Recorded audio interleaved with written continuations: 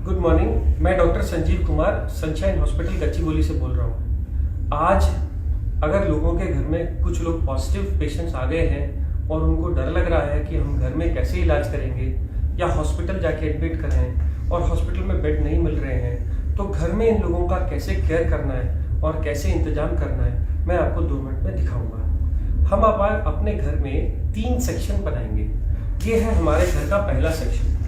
पहले सेक्शन में वो लोग रहेंगे जिन लोगों को कोई बुखार, जुकाम या कोरोना के फीचर्स नहीं है। जाकर के सब लोग टेस्टें कराने का कोई बेनिफिट नहीं है।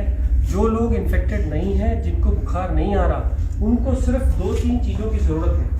रोज अपना टेम्परेचर चेक करिए, फ्रीक्वेंट हैंड वॉश करिए, अगर घर में दूसरे से इंटरेक्ट कर रहे हैं तो फेस मास्क का यूज़ करिए और सोशल डिस्टेंसिंग, 1 हाथ की दूरी पे रहिए। इतने दूरी पे रहने पे कोरोना के फैलने का डर ऑलमोस्ट निल होता है। तो वो सब लोग, जो लोग ठीक हैं, जिन लोगों को फीवर नहीं आया है, वो लोग अपने घर के उस सेक्शन में रहेंगे जिस सेक्शन में दूसरे इन्फेक्टेड लोग नहीं हैं। जिनको फीवर आ गया है और जुकाम, बुखार, खांसी हो रही है, वो लोग घर के दूसरे सेक्शन में रहेंगे और इन दूसरे सेक्शन के अंदर जो लोग नॉर्मल हैं वो उनको डिस्पोजेबल्स में खाने का इंतजाम करेंगे। खाने में क्या खाएंगे? खाने में कोई भी वेजिटेरियन फूड, क्योंकि भूख कम हो जाती है, स्मेल कम हो जाती है, इसको आने में 1 महीना लगता है। इन लोगों को लिक्विड डाइट, सूप्स, जूस या ऐसी चीज़ें जो वो लोग खुद मांग रहे हों, सब अलाउड है। खाने में किसी चीज़ की मनाही नहीं है। आपको इसके अलावा क्या इलाज करना है? इन लोगों को बुखार हो सकता है। बुखार वाले लोगों को आपको बुखार की गोली सुबह, दोपहर, शाम देनी है। अगर बच्चे हैं तो यही गोली आधी हो जाएगी। अगर बिल्कुल खाना नहीं खा रहे तो ORS का सोल्यूशन देना है।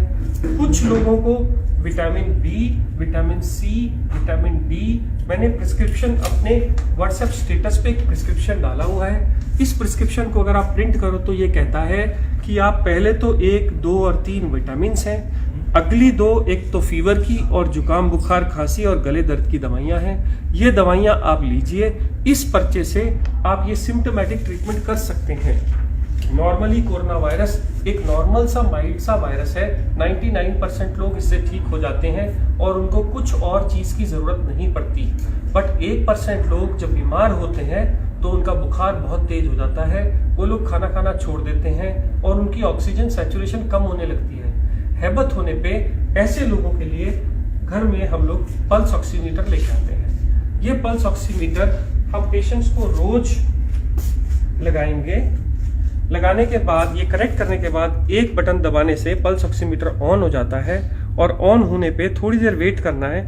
ये आपको पल्स दिखाने लगता है। जब ये पल्स दिखाएगा तभी उस वैल्यू को मानना है। जब ये वैल्यू आ जाएगी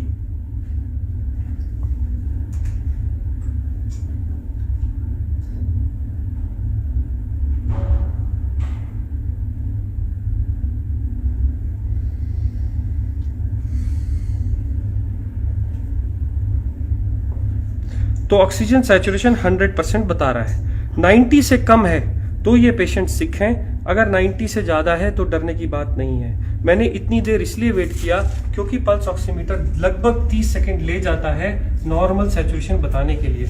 अब मान लीजिए अगर ये लोग 90 से कम ऑक्सीजन पे आ गए हैं, अब इनको हॉस्पिटल की फैसिलिटी पे ले जा रहे हैं पर बेड नहीं मिल रहे, तो हम क्या करें? तो हम अपने घर का एक और सेक्शन सिक पेशेंट्स के लिए तैयार करेंगे, जिनकी एंट्री, जिसमें नॉर्मल लोग कोई भी एंटर नहीं करेंगे, और इन सब लोगों को हम 14 दिन के लिए आइसोलेट करेंगे।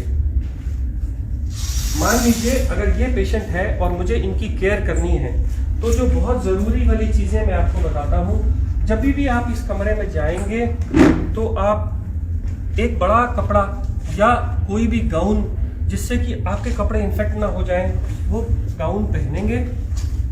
गाउन के ऊपर मास्क, गाउन पहन के आपका ये पूरा एरिया कवर हो गया। अब आप इसके ऊपर एक नॉर्मल कोई भी मास्क या N95 मास्क लगा सकते हैं। ध्यान ये रखना है कि इन मास्क को इधर की तरफ हाथ से नहीं छूना, छूने के बाद स्टेरलाइज करना है, आंख में नहीं लगाना। आप सिंपल मास्क भी यूज कर सकते हैं, बट इसको रोज डिस्कार्ड करिए। अब क्योंकि ये इन्फेक्टेड जोन है, इसलिए मार्केट में ये प्लास्टिक की बनी शील्ड्स मिलती हैं। इसको अगर आप लगा लेंगे तो आपके सेक्रीशंस बाहर नहीं जाएंगे। ऐसे ही ये मरीज भी मास्क लगाएगा और ये भी शील्ड डालेगा। इससे क्या होगा, इससे उसके सेक्रीशंस और आपके सेक्रीशंस मिल नहीं सकते, आपको इन्फेक्शन होने का चांस बहुत कम हो जाता है। इस आदमी के साथ अगर आप टाइम बिताना चाहते हैं तो सोशल डिस्टेंसिंग के हिसाब से इससे ज़्यादा टाइम नहीं, ज़्यादा 5 मिनट से ज़्यादा टाइम ना बताइए। उनको खाने के लिए डिस्पोजेबल्स का खाने में दीजिए। जैसे मैंने पहले बताया, खाने में आप सब कुछ दे सकते हैं। अब इन लोगों की केयर करते समय याद रखिए कि वो लोग खूब हैंड सैनिटाइजर्स या सोप का इस्तेमाल करें। इसके अलावा आप जब भी इन लोगों का सेवा करेंगे तो आप ग्लव का यूज करेंगे। हर बार ग्लव्स को डालने के बाद ही आप पेशेंट को टच करेंगे। ये ग्लव अगर कपड़े के यूज कर रहे हैं घर के बने हुए, तो हर बार उनको घर से बाहर जाने के बाद उनको वॉश किया जाएगा। अगर डिस्पोजेबल यूज कर रहे हैं तो हर बार यूज करने के बाद थ्रो कर दिए जाएंगे। अब अगर आप ऐसी कंडीशन में उस पेशेंट के साथ उसके केयर करते हैं, उसको खाना देते हैं, उसके ऑक्सीजन लगाते हैं या जो भी कुछ कर रहे हैं, आपको इन्फेक्शन आने का चांस कम हो जाता है। मान लीजिए अब ये पेशेंट का मैंने ऑक्सीजन सैचुरेशन चेक किया और ये 90 से कम था। मैंने पल्स ऑक्सीमीटर लगाया और ये पल्स ऑक्सीमीटर लगा के रहने दिया। ये पेशेंट को फीवर भी आ रहा है, इसका ऑक्सीजन भी कम है, तो मैं क्या करूंगा, मैं पल्स ऑक्सीमीटर को लगा ही रहने दूंगा।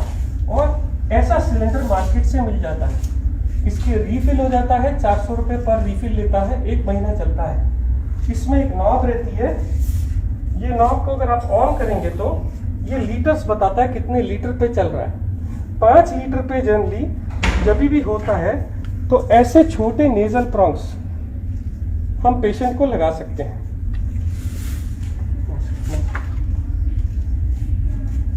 ऐसे नेजल प्रॉन्ग लगा सकते हैं। नेजल प्रॉन्ग लगाने के बाद आप ये पल्स ऑक्सीमीटर की रीडिंग देखिए कितनी आ रही है। अगर ये 90 से ज़्यादा नहीं आ रही और पेशेंट को तभी भी हैबत हो रही है, तो आप ये नेजल प्रॉन्ग हटा के मार्केट से ये बड़े वाला मास्क ला सकते हैं। इस मास्क से अगर आप सिलेंडर पे लगाएंगे तो 10 लीटर तक एक पेशेंट को ऑक्सीजन दी जा सकती है। तब आप ऑक्सीजन चेक करिए, 5 मिनट वेट करिए ऑक्सीजन देके। इसके बाद भी अगर ऑक्सीजन इंप्रूव नहीं हो रही तो आपके पास लास्ट ऑप्शन बचती है हाई फ्लो ऑक्सीजन मास्क। ये मास्क के साथ एक गुब्बारा लगा रहता है, इसको जैसे ही हम ऑक्सीजन से कनेक्ट करते हैं तो ये ऑक्सीजन एक्स्ट्रा देता है और इसमें आप 15 लीटर तक ऑक्सीजन भर सकते हैं। ये गुब्बारा भर जाने के बाद जब आप लगाते हैं तो पेशेंट की हैबत या ऑक्सीजन सैचुरेशन इंप्रूव कर जाती है। इसको लगाने के बाद आप सैचुरेशन को देखते जाइए, जब वो 90 से ऊपर हो जाए उसको ऐसे ही रहने दीजिए। दिन में ये लोग मास्क 3 से 4 घंटे लगा सकते हैं और जैसे अगर हैबत होने लगे तो छोटे मास्क पे आ सकते हैं। और अगर हो सके तो सोते वक्त बेड एंड को थोड़ा ऊंचा करके रखिए। अब इस कमरे की सेफ्टी के लिए कि इन्फेक्शन बाहर न जाए, घर का बना फिनाइल या कोई भी एंटीसेप्टिक सोल्यूशन से घर का पोछा मारिए। अब आप इस कमरे से जब बाहर आने लगे तो आपको सबसे पहला काम क्या करना है, ग्लव उतार के डस्टबिन में फेंक देने हैं और ये गाउन निकाल के आपको बाहर नहीं जाना। आप ये गाउन को हटा के उसी कमरे में छोड़ देंगे, मास्क शील्ड्स उसी कमरे में छोड़ देंगे और हैंड वॉश करके आप पूरा हैंड वॉश करके इस कमरे से बाहर आएंगे। 14 दिन तक अगर इन लोगों की ऐसे ही सेवा करी जाए तो ये लोग इम्प्रूव हो जाते हैं। अब इन लोगों की दवाइयों का क्या, मैंने जैसे पहले बताया था, मैंने अपने व्हाट्सएप स्टेटस पे एक और ट्रीटमेंट डाला है। ये ट्रीटमेंट उन लोगों के लिए है जिनको बेड्स नहीं मिल रहे, हॉस्पिटल फैसिलिटी नहीं है और दवाई देने का और कोई इंतजाम नहीं है। तो आप पुराने ट्रीटमेंट की तरह देखिए, ऊपर मैंने 4 मल्टीविटामिन लिखे हैं, उसके नीचे मैंने भूख लगने का सिरप लिखा है, नीचे हमने जो दवाइयाँ लिखी हैं वो सिम्टोमेटिक इलाज के लिए हैं, जैसे कि डेरिफिलिन, जैसे कि मॉन्टेलुकास्ट मैंने पहले बताई। इसके अलावा जो नीचे आने वाले इंजेक्शन या एंटीबायोटिक्स हैं जो डॉक्टर की गाइडेंस में लेने चाहिए, वो एक तो है डॉक्सीसाइक्लिन, सुबह शाम 5 दिन के लिए 10 गोलियां, ये लोग इतनी देर में इंप्रूव कर जाते हैं। और दूसरे हैं 2 इंजेक्शन एक इंजेक्शन है ब्लड थिनर का, क्योंकि कहा गया है कि ऐसे लोगों को क्लॉट्स बन जाते हैं, इसलिए ये इंजेक्शन सुबह शाम देना है डॉक्टर की गाइडेंस में। और एक स्टेरॉइड का इंजेक्शन 10 रुपए का डेक्सामेथासोन, जो दिन में एक बार लगेगा सुबह। अगर ये इंजेक्शन आपके पास में आपके घर का डॉक्टर लगा देता है तो आपको हॉस्पिटल के खर्चे या हॉस्पिटल के बेड अगर नहीं अवेलेबल हैं तो भी आप इंतजाम कर सकते हैं। कुछ लोग बोलते हैं हमारे पास इंजेक्शन की कोई भी सहूलियत नहीं है, कोई भी डॉक्टर नहीं आ रहा है। तो मैंने एक ब्लड थिनर एपिक्साबैन और एक स्टेरॉइड ओरल मिथाइल प्रेडनिसोलोन भी रखा है। आप इसको भी प्रिस्क्रिप्शन के हिसाब से प्रिंट करके ले सकते हैं। इतना सेटअप अगर आपके घर में है तो ये आईसीयू का काम करेगा। मैं फिर बोल दूं, आपको sanitiser, face shield, face mask, bed जिसका बैक ऊंचा हो, 3 तरह के फेस मास्क, एक ऑक्सीजन सिलेंडर, घर में फिनाइल, एक कवर, बॉडी कवर जो सेवा कर रहे हैं। मेरा प्रिस्क्रिप्शन जो मेरे स्टेटस पे लगा हुआ है इसको प्रिंट करके रख लीजिए गाइडेंस के लिए, और कुछ दवाइयाँ जो सब उसमें रखी हैं। हर बार ग्लव्स का यूज करिए। ये एक आईसीयू सेटअप है, क्योंकि आज भी कोरोना की कोई स्पेसिफिक दवाई या वैक्सीन आनी है और इससे ज्यादा ट्रीटमेंट अभी भी आईसीयू में नहीं हो रहा है। बहुत ही एक्सेप्शनल कंडीशन में 2 और दवाइयां हैं जो बगैर आईसीयू सेटअप के नहीं दी जा सकती। ये 99% इलाज हर लोगों तक अगर पहुंच जाए तो वो लोग जिनको मेडिकल सेवा अभी भी उपलब्ध नहीं है वो लोग अपनी सेवा या अपने घर वालों की सेवा कर सकते हैं। मैं doctor Sanjeev Kumar, sunshine hospital से